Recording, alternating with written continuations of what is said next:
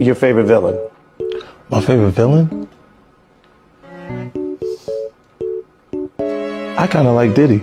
I mean, they can call me Curtis. Great. And is there anything else that's not okay for people to call you? Don't call me Puffy or Tyrese. Okay. Will you visit Diddy in jail? No, I wouldn't go to. Do you think this might be too early? No. 50, how'd you get it, and what does that scene show? Well, I mean, you know, you're a journalist, Harvey. Harvey, you would not disclose your sources. We usually don't. Yeah, but I got it. Allegedly assaulted his son's football coach with kettlebells. And I guess you guys are friends, but you went on Instagram with this.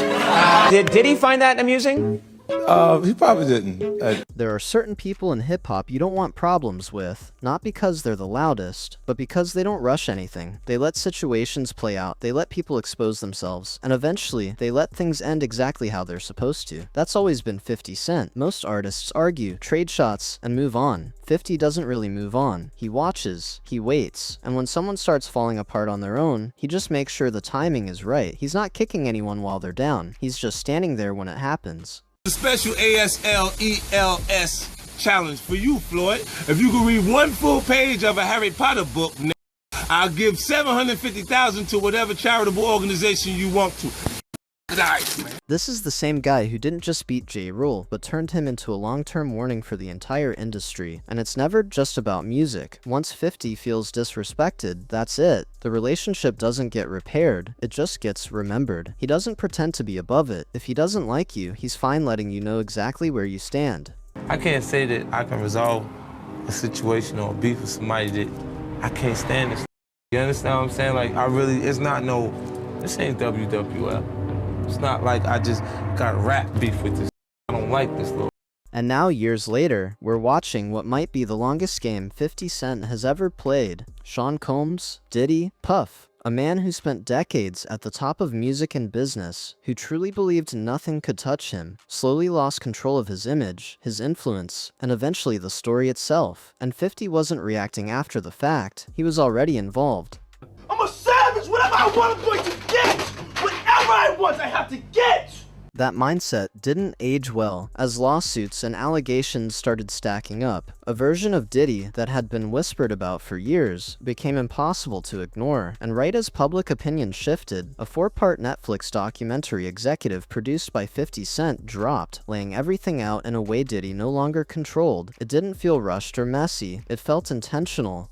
We have to find somebody that'll work with us that has dealt in the dirtiest of dirty business. We're losing. This wasn't some sudden betrayal either. The tension between these two goes back to the very beginning of 50's career. Before the fame, before the shooting, before he became who everyone knows today, 50 was already taking shots at the industry. After surviving 9 gunshot wounds, everything about him changed. His voice, his presence, and especially how seriously people took him. To be shot, is it a physical feeling? Yeah, it doesn't hurt as much as people imagine it hurts because of your adrenaline and how the shock of what's actually going on, it hurts after. By the early 2000s, 50 says he was even ghostwriting for Diddy, something people close to Bad Boy later backed up. But as 50's star rose, the dynamic shifted, and one specific moment stuck with him more than anything else. He said something to me one time, a long time ago, at Chris Lighty's wedding. He told me he'd take me shopping.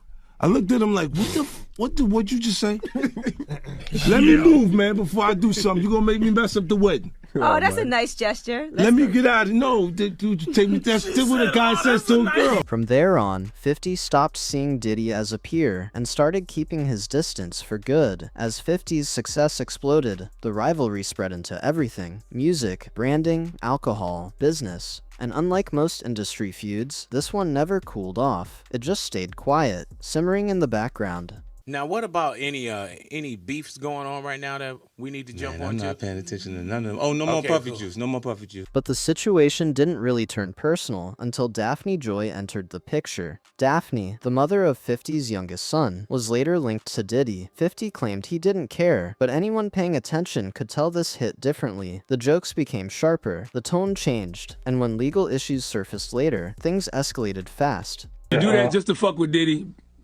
No. That was ahead of the thing with Daphne or whatever like that. But y'all, man, I ain't kissed in the mouth in 10 years, man. Somebody got to kiss him.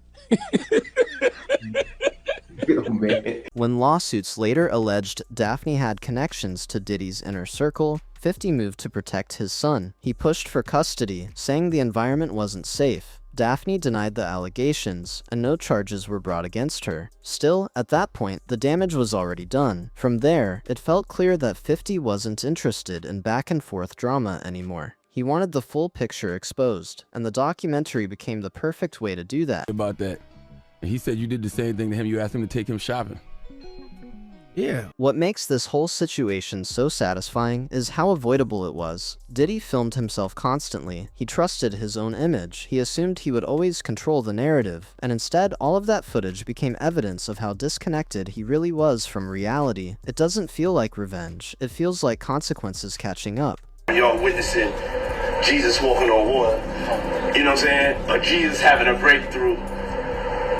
You know what I'm saying? Because I can only compare myself to Sonic. That one line says more than hours of explanation ever could, because when someone reaches the point where they're publicly comparing themselves to Jesus, they're no longer grounded in reality. They genuinely believe they're untouchable, and that belief is exactly what makes the fall so satisfying when it finally happens. What makes this even worse is that Diddy didn't say this years later in hindsight. He said it while actively recording himself, fully convinced he was about to beat everything and come out looking clean. I can say, just like Nixon didn't think the Watergate tapes would come out against him, it would appear that Diddy did not think he would lose control of this video. It was surprising that he actually filmed it. And once that control was gone, everything unraveled fast. People who had stayed quiet for decades suddenly felt safe enough to talk. Industry insiders, former associates, and people who had been burned behind the scenes finally started connecting the dots publicly. Not because it was trendy, but because the shield was gone. Certain things they let it go by because it's Puff. Like they would look like he would say stuff, and it's like he wasn't like in the closet; he was like in the hallway.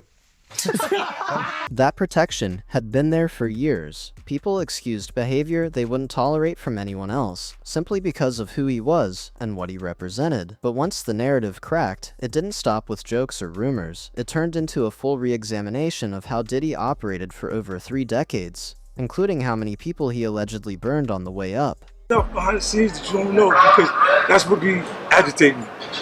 Like with James Cruz, people around him, they doing stuff, and they doing it in his behalf. So they can act like, so he can act like he has no idea what's going on, but it's coming from him. I was looking for you. I tell you, get your hand out my pocket, man. Get your hand out my pocket. I see what you're doing. One of the most uncomfortable parts of the documentary is how often the same pattern shows up. Power, control, loyalty being rewarded only as long as it's useful. Even the relationship with Biggie, which had always been presented as brotherhood, gets re-examined under a much harsher light. Not as friendship, but as something transactional. And when things went wrong, the image mattered more than the people.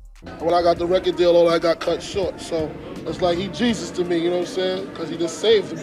And it's real, and I go all out. Nah, I ain't saying none of that. I'm not Jesus. It's one thing to step on rivals. That happens in every industry. But when people start questioning how you treated your closest allies, that's when the legacy really starts collapsing. And that's why this documentary hits so hard. It's not about one allegation or one moment. It's about a long pattern finally being visible to everyone, not just the people who lived through it. Yeah, everyone starts to feel a little more comfortable when they see other people telling their truth about it. And hovering over all of this is 50 Cent, not yelling, not forcing anything, just quietly standing behind the scenes, helping make sure the story gets told without filters. After decades of tension, this wasn't a diss track, it was something far more permanent. In today's industry, beef doesn't end with songs anymore, it ends with documentaries. Rappers, if there was any beefs, they would have like diss tracks. Yeah. It would be the diss tracks. Now it's just like a docuseries.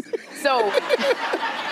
And that's what makes this downfall feel complete. Not because someone won an argument, but because the image that once felt untouchable no longer exists. The power is gone, the mystique is gone, and the story is no longer his to tell. Let me know what you think about this entire situation in the comments below. If you enjoyed the video, make sure to drop a like and subscribe if you're new. There are plenty more fame falls that still need to be covered.